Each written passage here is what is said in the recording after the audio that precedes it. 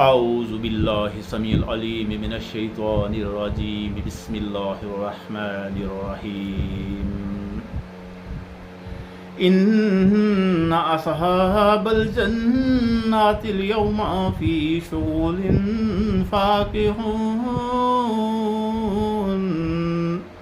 ہم وازواجہم فی ظلال علی الارائک متقون لهم فيها فاكهة ولهم ما يدعون سلام قولا من رب رحيم سلام قولا من رب رحيم وامتازوا اليوم أيها المجرمون ألم أحد إليكم يا بني آدم أن لا تعبدوا الشيطان إنه لكم عدو مبين وأن اعبدوني هذا صراط مستقیم۔ الحمدللہ، آج اللہ تبارک و تعالیٰ کا صفاتی نام الرحیم اس کے اوپر بیان ہو رہا ہے۔ اس سے پہلے اللہ پاک کے ذاتی نام اللہ اور اس کے بعد اس کے صفاتی نام الرحمن کے اوپر بیان ہو چکا ہے۔ یہ تینوں مبارک نام بسم اللہ الرحمن الرحیم اس آیت میں موجود ہے، جو کہ قرآن پاک کی ہر ایک سورت کے آغاز میں یہ آیت ہے، سوائے سورہ توبہ کے، اور سورہ نمل میں یہ شروع میں بھی ہے اور بیچ میں بھی ہے۔ یہ آیت ایسی ہے کہ جو برکت سے بھرپور ہے۔ ہر کام کے آغاز میں بسم اللہ الرحمن الرحیم کو پڑھا جاتا ہے، کیونکہ اس میں ایک ہی آیت میں اللہ تبارک و تعالیٰ کا ذاتی نام بھی ہے اور اس کے صفاتی نام بھی ہیں۔ آج جو یہ سورہ یاسین کی آیت مبارکہ تلاوت ہوئی ہیں، اس میں رحیم جو لفظ ہے یہ آیت میں آیا ہے، سلام قول من رب رحیم، رب رحیم کی طرف سے جو اسپیشلی مرسیفل ہے، الرحمن دا انٹائرلی مرسیفل، پوری طرح سے مرسیفل، رحم کرنے والا، اس سے بڑھ کر کوئی رحم کرنے والا نہیں۔ الرحیم دا اسپیشلی مرسیفل، اس طرح کا بھی کوئی مرسیفل یا رحم کرنے والا نہیں جیسا کہ اللہ تبارک و تعالیٰ ہے۔ ان آیات میں اللہ تبارک و تعالیٰ نے فرمایا ان اصحاب الجنت اليوم فی شغول فاکہون، بے شک آج کے دن یعنی کہ روز قیامت کو جو جنتی ہیں وہ اپنے مشاغل میں مصروف ہوں گے اور ایک دوسرے کے ساتھ وہ بہت ہی خوش و خرم ہوں گے۔ ہم وازواجہم فی ظلال علی الارائک متکئون، وہ اور ان کی بیویاں سایوں کے نیچے تختوں کے اوپر تکیے لگا کر آرام سے بیٹھے ہوں گے۔ لہم فیہا فاکہۃ ولہم ما یدعون، وہاں ان کے لیے طرح طرح کے میوے ہوں گے اور جو وہ خواہش کریں گے ان کے سامنے حاضر کیا جائے گا، اور پھر اللہ تبارک و تعالیٰ کی طرف سے ان کو سلام کہا جائے گا، ان کو سلامتی عطا کی جائے گی۔ ہم کسی کو سلام کرتے ہیں تو ہم دعا کرتے ہیں کہ تم سلامت رہو، لیکن یہاں اللہ تبارک و تعالیٰ کی طرف سے جو سلام ہے یہ اللہ کی طرف سے سلامتی عطا کرنا ہے ان کو ہمیشہ کے لیے، کہ میری طرف سے تم کو ہمیشہ کے لیے سلامتی عطا میں کر رہا ہوں، تم سلامت رہو گے یہاں ہمیشہ۔ سلام قول من رب رحیم، اپنے رب کی طرف سے جو بہت ہی رحم کرنے والا ہے، اسپیشلی مرسیفل ہے، اس کی طرف سے ان کو سلامتی عطا کی جائے گی، ایٹرنل سلامتی جس کو ہم کہتے ہیں، ہمیشہ کے لیے وہ سلامت رہیں گے۔ وَامْتَازُوا الْيَوْمَ أَيُّهَا الْمُجْرِمُونَ، اور پھر کہا جائے گا کہ اے مجرموں، جو کہ جرم کرنے والے لوگ، ان کو کہا جائے گا آج تم الگ ہو جاؤ ان سے، یہاں تمہارا کوئی ٹھکانہ نہیں۔ پھر آگے اللہ تبارک و تعالیٰ نے فرمایا अलम अहद इलैकुम या बनी आदम, ए बनी आदम, क्या मैंने तुमको ये नहीं कहा था कि तुम अल्लाह ताबुदु शैतान, कि तुम शैतान की इबादत मत करो, इन्नहु लकुम अदुव्वुम मुबीन, ये तुम्हारा खुला दुश्मन है, बल्कि तुम क्या करो, वानेबुदूनी, तुम मेरी इबादत करो, हाज़ा सिरातु मुस्तकीम, यही सीधा रास्ता है। अल्लाह की इबादत बहुत ही आसान चीज़ है, इसमें किसी तरह की मुश्किल नहीं है। सबसे पहले तो जिस्मानी या बदनी इबादत या रूहानी इबादत जो हैं, इसमें हमें किसी तरह का कोई भी खर्च नहीं करना पड़ता। अलबत्ता जहाँ तक ज़कात या चैरिटी का सवाल है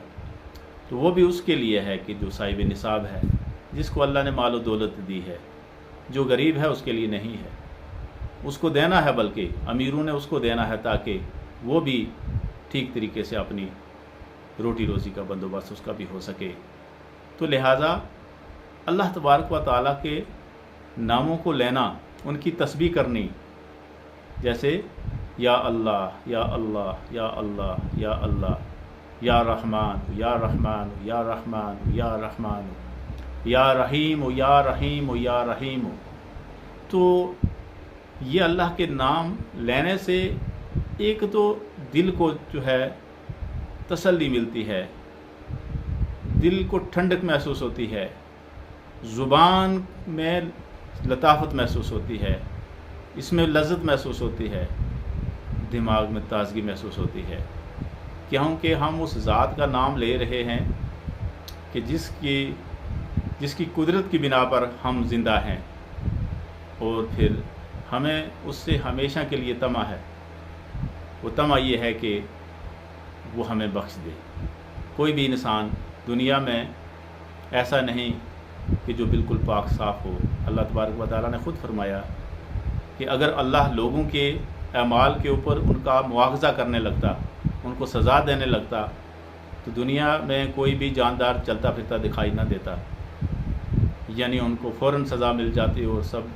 सफ़ाई हस्ती से मिट जाते। लेकिन चूँकि वो एंटायरली मर्सीफुल है और रहमान है, द स्पेशली मर्सीफुल है और रहीम है, लिहाजा वो बंदे को एक कमज़ोर नातवान चीज़ समझ करके उसको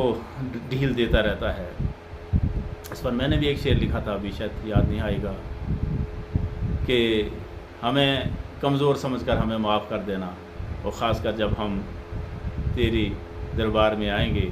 तो उस वक्त माफ़ कर देना, क्योंकि हम तो कमज़ोर इंसान हैं, हम शैतान के बहकावे में आ जाते हैं। हमारे जद्द अमजद अबू अल बशर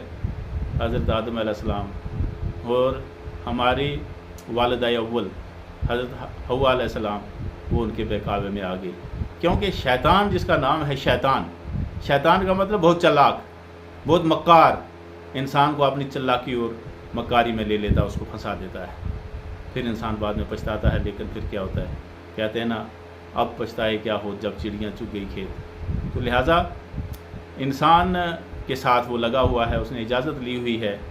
लेकिन रब ताला ने भी फरमाया हुआ है कि जब जब मेरा बंदा मुझसे माफ़ी मांगेगा मैं उसको माफ़ कर दूँगा, यहाँ तक कि उसको जब मौत सामने आएगी उस वक़्त माफ़ी की बात नहीं होगी। अल्लाह ने खुद फरमाया कुरान में कि ये नहीं कि जब तक तुम्हें मौत सामने नहीं आ जाती तब कहते हो कि मुझे माफ़ कर दे, नहीं, उससे पहले ही जो है माफ़ी मांगो और उसके बाद कोई भी गलत काम करना, यानी कोई गलत काम करने छोड़ दो, माफ़ी मांग करके फिर गलत काम की तरफ जाना ही नहीं, तो रब ताला जो है वो माफ़ करने वाला है। तो लिहाजा रहीम the specially merciful, Rahman the entirely merciful, पूरी तरह से, यानी उसमें कोई शक नहीं, कोई मामूली गुंजाइश भी नहीं है कि किसी तरह की कमी हो उसके रहम में। और फिर रहीम स्पेशली, कहते हैं ना कि ये स्पेशल चीज़ है, ये सबसे उदम चीज़ है, बेहतरीन चीज़ है, तो उससे बढ़कर और कोई मर्सीफुल नहीं है। कोई भी इंसान चाहे कितना भी गुनाहगार क्यों नहीं, जब वो अल्लाह की तरफ लौटता है तो रब ताला की रहमत जोश में आ जाती है, क्योंकि उससे बढ़कर को तो मेहरबान है ही नहीं है। और फिर वो उसका बंदा है, اس کے جد امجد کو حضرت آدم علیہ السلام کو رب تعالیٰ نے خود اپنے ہاتھوں سے اس کے بت کو بنا کر کے اس کے بیچ میں روح ڈالی، اپنی روح میں سے پھونکا اور پھر جنت عطا کر دی اور کہا کہ یہ چیزیں جو تمہارے لیے ہیں یہاں عیش کرو کھاؤ پیو، لیکن فلاں درخت کے پاس نہیں جانا۔ لیکن شیطان جو تھا اس نے انسان کو بہکا دیا۔ تو لہٰذا اصل چیز یہ ہے کہ ہم رب تعالیٰ کا ذکر کرتے رہیں۔ اس کا ذکر جو ہے نا یہ بہت ہی برکت کی چیز ہے، اس سے دل تازہ ہوتے ہیں، اس سے زبان تازہ ہوتی ہے، زبان پاک ہوتی ہے۔ اللہ کہنے سے جو نیکی ملتی ہے نا اس کا کوئی تصور نہیں کر سکتا، کہ خلوص دل سے کہے اللہ میرا رب جس نے مجھے تخلیق کیا، اس پوری کائنات کو تخلیق کیا، وہ کتنا مہربان ہے، تو وہ بہت خوش ہوتا ہے۔ اور پھر فرشتوں سے ذکر کرتا ہے، میرے بندے میرے ساتھ میرا ذکر کر رہے ہیں، تو فرشتے بھی دعا کرتے ہیں۔ فرشتے آسمان پر رہ کر اس دنیا کے لوگوں کے لیے جو اللہ کو ماننے والے ہیں اس سے معافی طلب کرتے ہیں، اس کی عبادت کرتے رہتے ہیں، دن کو بھی اور رات کے لمحات میں بھی، گھڑیوں میں بھی، ساعتوں میں بھی، گھنٹوں میں بھی،